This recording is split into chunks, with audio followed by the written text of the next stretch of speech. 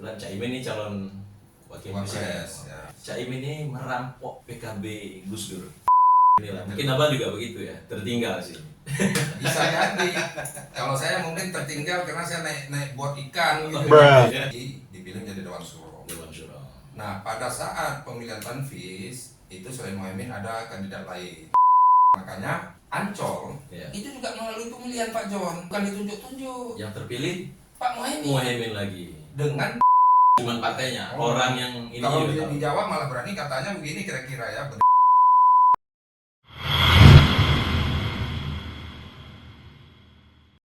Assalamualaikum warahmatullahi wabarakatuh. Selamat sore penonton To The Point Channel. Hari ini kita kedatangan tamu istimewa nih. Kalau bagi saya tamu istimewa, senior sekaligus guru ya, Haji Afdal Yasin. Ya. Selamat datang Bang di To The Point Channel. Alhamdulillah selamat datang bersama kita.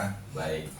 Kalau mengingat masa lalu, jadi kalau saya tidak salah mengingat, ketika itu seorang Haji Afdal Yasin menjadi seperti magnet di Aceh. Ya. Ketika Kiai Haji Abdul Rahman Wahid menjadi Presiden Republik Indonesia. Ya. Bisa bercerita sedikit Bang tentang aktivitas di saat itu, kira-kira menjabat sebagai apa? Kalau saya nggak salah juga anggota DPRA ya waktu itu. Betul. Bisa silakan Bang cerita. Jadi assalamualaikum warahmatullahi wabarakatuh. Assalamualaikum warahmatullahi wabarakatuh. Jadi pada saat itu tahun 98 itu almarhum Ayah Gus Dur itu sudah sangat intens sekali dia berkomunikasi dengan ulama, dengan aktivis LSM di Aceh. Dan puncaknya 99 beliau jadi Presiden Indonesia. Beliau menugaskan saya sebagai salah seorang asisten pribadinya. Asisten pribadi ya, betul, untuk penyelesaian konflik Aceh. Konflik Aceh. Ya, yang kebetulan juga saya waktu itu merangkap anggota DPRA. Partai PKB. Partai PKB tahun 2004. 2004. Jadi yang menarik daripada perjuangan Ayah Gus Dur itu adalah Presiden Gus Dur adalah beliau sangat sayang sama Aceh, yang saya pahami sangat sayang. Karena buktinya pada saat itu beliau 17 orang ke Singapura. Oh, yang ke Singapura waktu itu. Ke Singapura. Bawa aktivis juga ya. Bawa aktivis, bawa ulama, bawa LSM ya.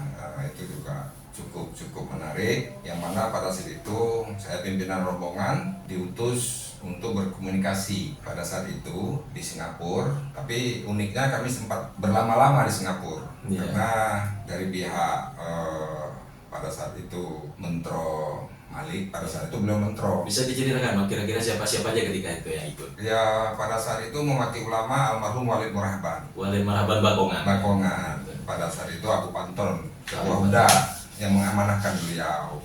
Terus aktivis itu ya banyak abang-abangnya Joni di situ seperti Fadri, Khalil, waktu itu Forum Darussalam ya. Forum Darussalam 2 orang, terus dari Presiden IAIN si Effendi Hasan waktu itu, terus Kausar, Muharram, terus termasuk juga ada Azmi, KM4.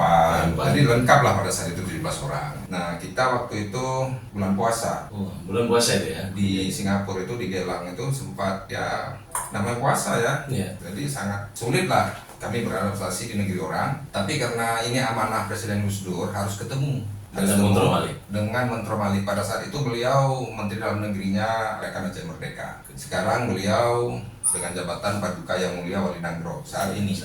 Ya, saat ini Tengku Haji Malik Mahmud Al-Haitar saat ini posisinya. Jadi waktu itu yang menariknya adalah Presiden Gus Dur memberi amanah pada saya sebagai pimpinan rombongan, dan Mentro Malik Mahmud pada saat itu tidak mau, artinya tidak mau ketemu ramai-ramai.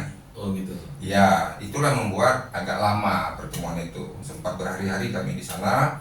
Akhirnya disepakati di sebuah restoran Thailand. Bertemu akhirnya? Bertemu, terus pada saat itu Mentro Malik menanyakan mana utusan Gus Dur. Nah, utusan Gus Dur biasanya nanti itu, mana utusan Gus Dur. Lantas duduklah kami satu meja berdua, teman-teman lain di meja-meja lain. Nah, jadi beliau bertanya waktu itu kira-kira apa saja yang mau didiskusikan gitu. Ada tuntutan nggak dari mereka ketika itu? Setelah saya tawarkan beberapa amanah dari Presiden Gus Dur, beliau tetap menolak. Ya, tuntutannya pada saat itu tetap penyelesaiannya dengan perang. Oh, perang ya, tetap dengan perang. Padahal pada saat itu juga saya meyakinkan bahwa berdialog itu jauh lebih bagus. Iya.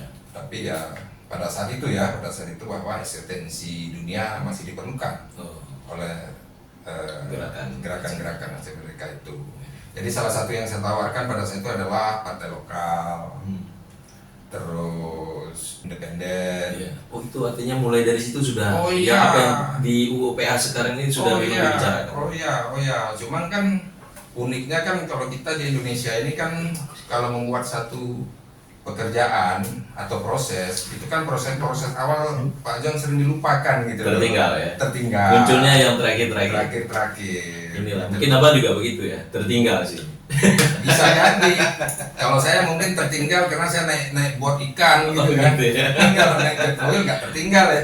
Nah terus bang, ketika itu kan abang juga anggota DPRA ya, Ya. dari partai PKB. Nah ini kan udah masuk tahun politik. Kira-kira abang sekarang ada terlibat di politik nggak? Untuk sementara ini saya istirahat dulu sudah. Oh istirahat. Sudah.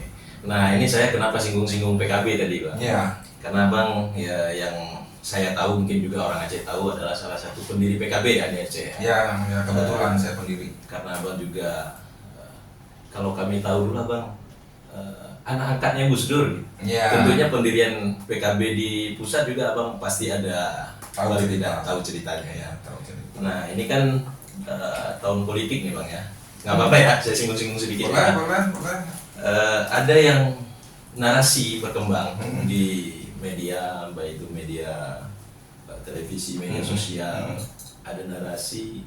Ini kebetulan Caimin ini calon wakil presiden. Ya. Caimin ini merampok PKB Gus Dur. Bagaimana ceritanya, Pak? Iya.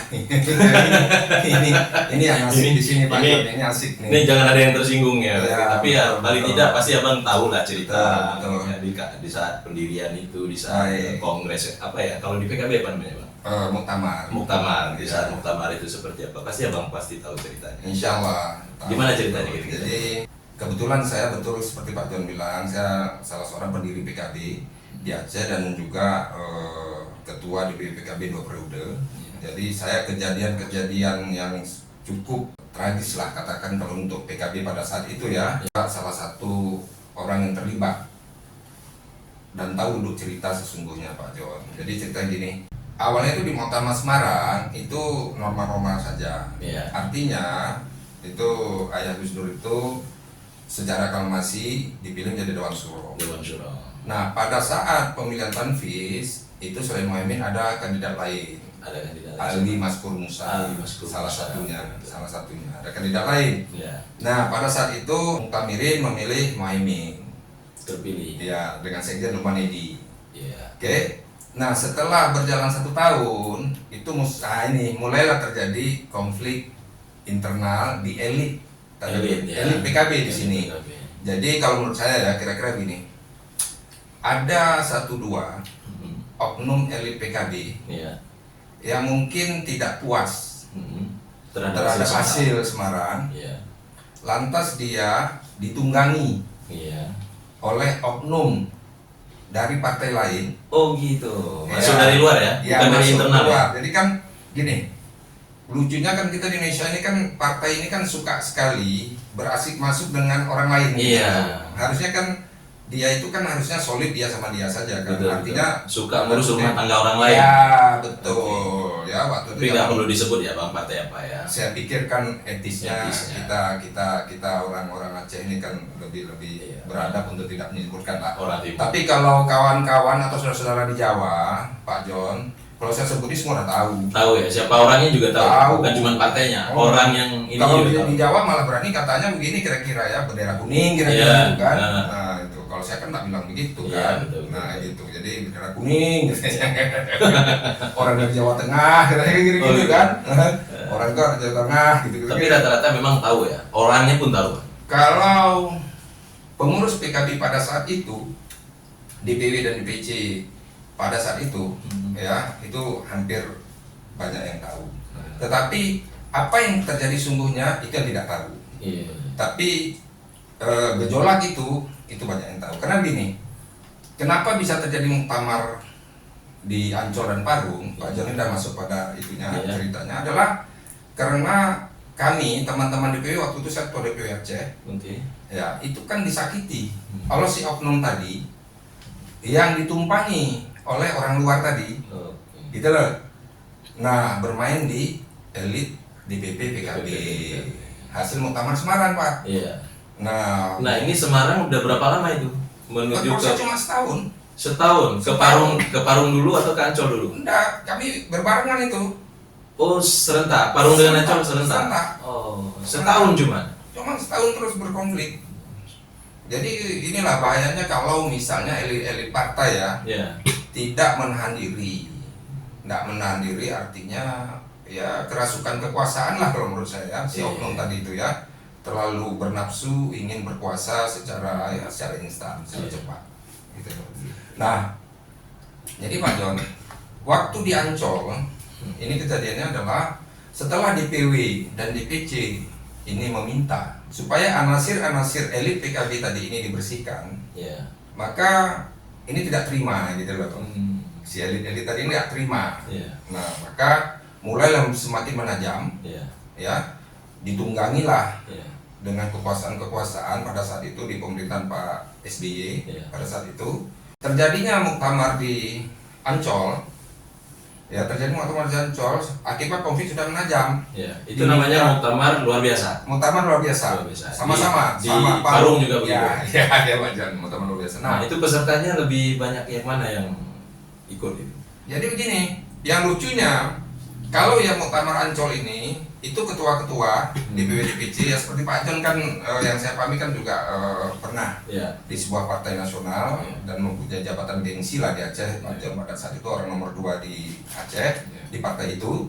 Jadi gini, kebetulan di Ancol itu banyak yang datang ketua-ketua. Yang di Ancol, baik itu DPW wakil ketua. Jadi kan mengklaim sama-sama kan. Mandat mengeluarkan mandat lagi itu, seru lah pokoknya gitu. Sebenarnya awalnya nggak apa-apa, ya. Tapi kenapa terjadi ini dulu? Nah ini muktamar ini, karena itu tadi setelah ini internalnya menajam, pantas ada 8 orang, Pak John. Nah ini yang nanti menyangkut kepada ketum hasil Semarang. Ada 8 orang dipimpin oleh Bunda Lili Wahid almarhumah. Itu 8 orang itulah yang berbicara dari hati ke hati pada saat itu di rumah Menteri Lukman Edi, Menteri PDT Pak. Itu ada pertemuan 2-3 kali, 8 orang ini tadi, terus untuk berpikir bagaimana enaknya PKB ini gitu loh. Nah tapi di situ di mana bisa lahir kata merampok tadi? Nah jadi kan setelah titik temu tidak ada, kan masing-masing melaksanakan tamar Pak John. Nah yang di Parung melaksanakan di Parung, sebuah pesantren di Parung, nanti kita sebutkan namanya. Ini Muhaimin? Enggak, Parung itu Ali Maskur Musa. Oh, Ali Maskur Musa. Yang bersama Ali Maskur Musa bersama Mbak Yeni. Di Ancol Muhaimin. Di Ancol Muhaimin bersama Lukman Edi, sekjennya. Gitu. Nah, kalau saya berpendapat loh ya, hasil muktamar Ancol itu kalau saya narasinya bukan Pak Muhaimin merampok PKB Gus Dur, enggak, karena kan yang Ancol memang Parung kan Parung, betul. Gitu loh. Dari mana bahasa merampoknya? Nah saya di situ. Iya kan? Merampoknya itu dari mana? Dari mana gitu loh? Karena kan gini, kalau kan yang terjadi dualisme. Yang di Semarang kan Gus Dur sebagai Dewan Suro, aklamasi lagi. Dan itu sah. Mestinya di situ kalau mau disebut merampoknya. Pintar Pak Jon nih, seru Pak Jon. Itu Pak Jon. Tapi ini ke Ancol jadinya Ancol. Kan berdua. Nah makanya begini Pak. Jadi saya berbicara ini karena nurani saya lah Pak. Saya tersentuh dengan nurani saya bahwa begini. Sudah lama kita mau coba membersihkan. Sudah lama saya diam. Tidak membuat komentar tentang PKB. Ini sudah saatnya saya berbicara. Karena supaya ini jangan menjadi, karena banyak sekali teman-teman NU di Aceh, PKB juga teman-teman saya di Jawa bertanya, Bang Afdal atau Pak Afdal sudah bolehlah saatnya untuk berbicara yang benar tuh kayak apa. Nah makanya Ancol itu juga melalui pemilihan Pak John, bukan ditunjuk-tunjuk. Yang terpilih Pak Muhaimin lagi dengan tambahan 2 calon. Sekjennya? Sekjen ikut tanding. Oke, ikut tanding. Andi Muhaimin untuk tanding. Putaran pertama tidak memenuhi syarat. Gitu loh Pak John. Nah maka putaran kedua Pak Muhaimin dipilih aklamasi. Kan bahasa kayak di partai Pak John juga Pak. Iya, Misalnya betul. 99 suara atau 13 suara putaran pertama Iya. gitu kan. Nah, sama. Jadi Pak Muhaimin itu dipilih oleh Muktamirin Iya. ya pada saat Muktamar Ancol. Lantas di mana dia merampok? Iya, betul. Kalau bahasa merampok kan sesuatu yang tidak diskenariokan Iya. dalam sistem. Iya. Tapi tiba-tiba saya masuk rumah seseorang, saya rampok saja Pak. Kayak yang kemarin ya, ada satu partai mau coba dimasukin. Iya itu. Nah, itu baru ya. Partai Biru Langit itu kan. Nah, itu. Kalau ini ya enggak lah. Kalau saya juga heran kenapa berkembang, dan isu ini selalu muncul setiap mau pilpres, pemilu, gitu ya. betul. Artinya yang sepengetahuan Bang Afdal tidak ada ya istilah merampok itu nggak ada. Kalau yang saya pahami ya, karena dari 8 orang itu saya terlibat, salah satunya saya.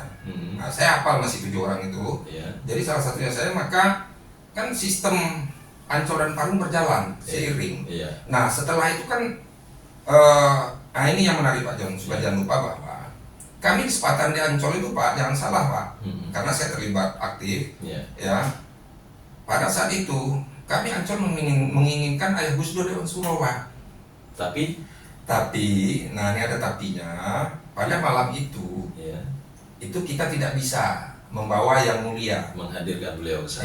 Ya, yang mulia, ya, ayah kita Di Parung, itu mau dibawa dari Parung ke Ancol Oke. untuk diangkat menjadi Dewan Suro. Iya. Nah, setelah Ayah Gus Dur tidak bisa datang ke Ancol, Mungkin di situ mau dikatakan bahwa dirampok dari Gus Dur pada posisi ketua Dewan Suro yang di Semarang, tetapi tidak muncul di Ancol. Apa itu mau dikatakan? kalau saya begini, Merampok. setiap muktamar itu kan begini Pak John, atau kongres lah di partai yang lain, kan ada masa dia habis menjadi ulama. Saya kan dia demisioner, sama-sama demisioner kan pada saat itu. Iya. Jadi saya pikir tidak tepat juga dikatakan merampok, Iya. gitu loh. Tapi yang tepat kalau Pak John katakan adalah merampok kalau di PP itu masa aktif, Iya. lantas dia di take over Iya, betul. dengan tangan-tangan kekuasaan, itu baru merampok Pak. Seperti Bapak bilang tadi, ada salah satu partai yang asik baru-baru ini itu. Iya, betul. Nah itu entah ya, itu Iya. agak mirip-mirip sedikit lah Itu baru merampok. ke bahasa itu. Betul. Nah, tapi kalau ini kan enggak Pak. Jadi artinya pada saat Ayah Gus Dur dibawa ke Ancol tidak bisa, maka barulah kita bermusyawarah untuk wilayah-wilayah ini mengangkat Kiai Mansur, Aziz Mansur, Dewan Sebagai Suro. Dewan Suro. Tapi dengan catatan pada saat itu, pada malam itu kejadian jam 5 subuh itu catatan kalau nantinya Ayah Gus Dur. Ayah Gus Dur ingin kembali. Oke. Kiai Mansur luar biasa, saya turun. Oke. Ini tidak ada, saya pikir narasi itu tidak ada. Nah, Muhaimin terpilih, lantas berlanjutlah ke pengadilan. Iya. Nah, kembali saya katakan tadi, pada saat di pengadilan dia kompetisi sampai ke Mahkamah Agungnya, Sampai ingkrah ya. ya sampai ingkrah. Jadi kan di mana dirampoknya? Ya, betul. Apa mungkin di pengadilan kita rampok? Ya. Karena justru sebenarnya ya 1 tahun ya tadi dari Semarang ya. Ya, Mestinya ya dibiarkan saja 1 periode ya. Harusnya. Mestinya tidak ada lahir narasi-narasi aneh seperti ini ya. Iya. Nah, sekarang harapan Bang Afdal, kira-kira apa solusi ya untuk menghilangkan narasi ini? Kan tetap berefek pada persaudaraan Ya, NU, karena sebagian besarnya itu kan NU konstituennya ya, NU ya. konstituennya. Nah, kira-kira ada hal yang mau disampaikan? Ya, kalau saya mengharapkan begini ya, Pak John, apapun ceritanya, PKB ini kan didirikan oleh NU. Betul. Silakanlah orang itu debatable lah mengatakan itu. Tapi yang saya pahami, saya juga kader NU dan PKB, bahwa PKB ini ada karena NU. Ya. Jadi saya mohonlah kepada seluruh warga NU, sudahilah narasi-narasi yang tidak menguntungkan untuk bangsa ini, Ya. ya, yang mengarah pada pecah belah, Ya. ya. Jadi lebih itu satu, Pak.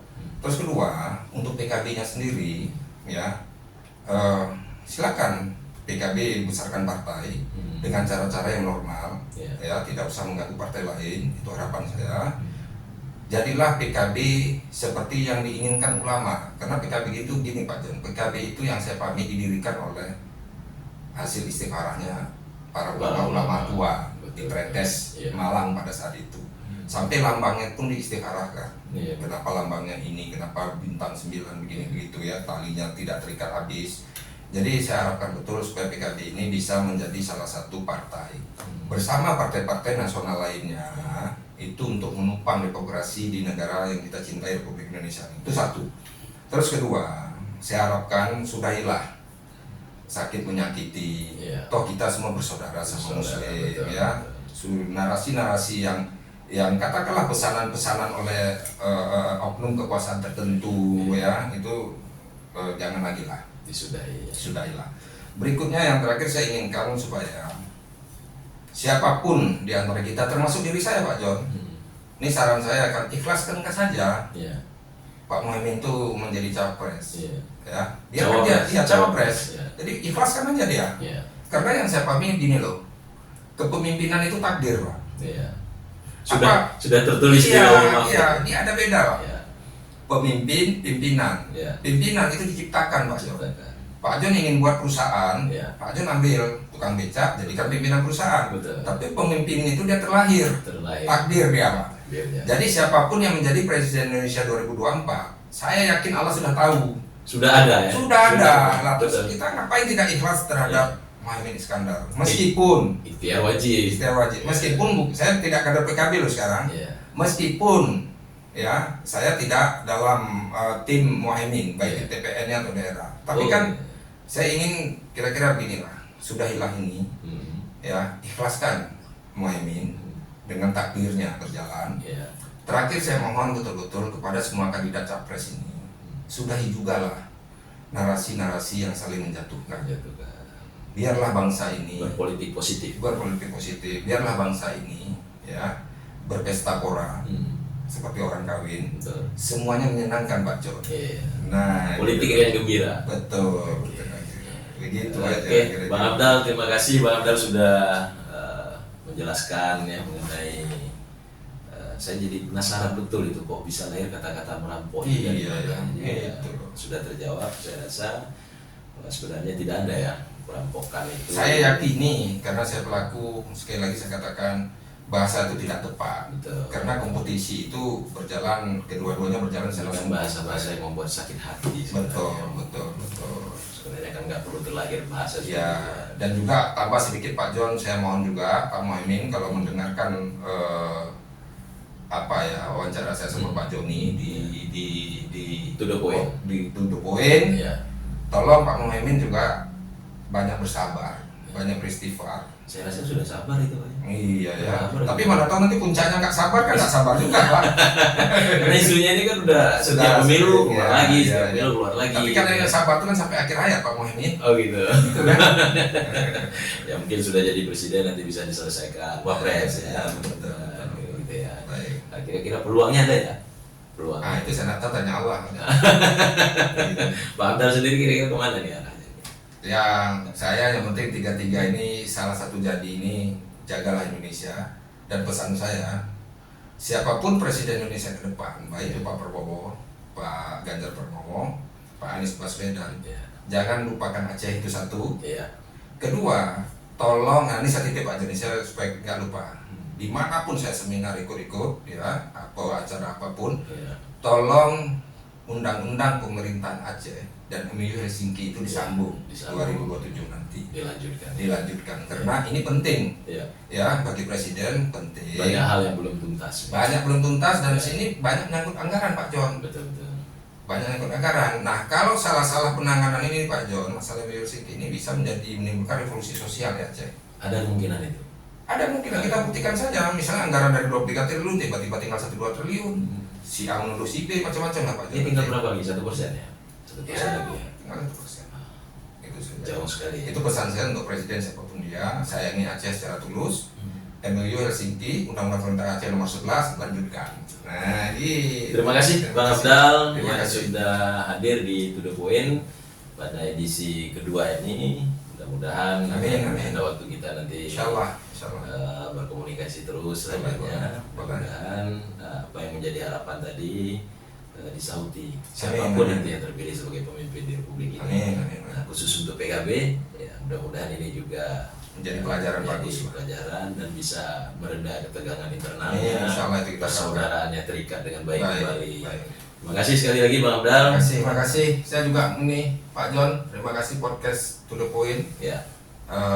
Podcast To The Point sudah membantu membuat orang menjadi damai dan sejuk. Oke, terima kasih penonton sekalian. Demikian dengan Bang Haji Abdal Yasin. Mudah-mudahan diskusi kita pada hari ini Amin. bisa mencerahkan, menyejukkan, dan Amin. membawa kebaikan. Berkah. Assalamualaikum warahmatullahi wabarakatuh. Waalaikumsalam.